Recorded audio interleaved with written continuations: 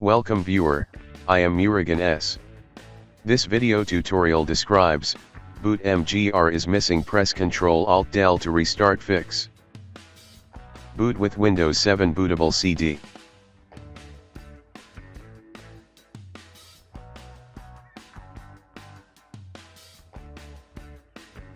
Click Next. Press Shift and F10 keys.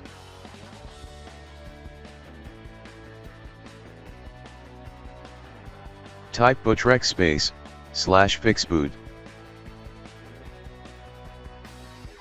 Type Bootmgr /fixmbr.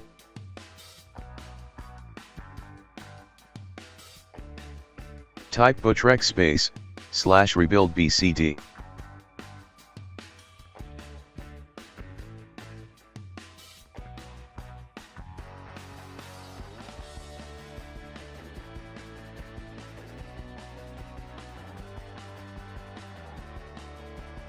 Type exit.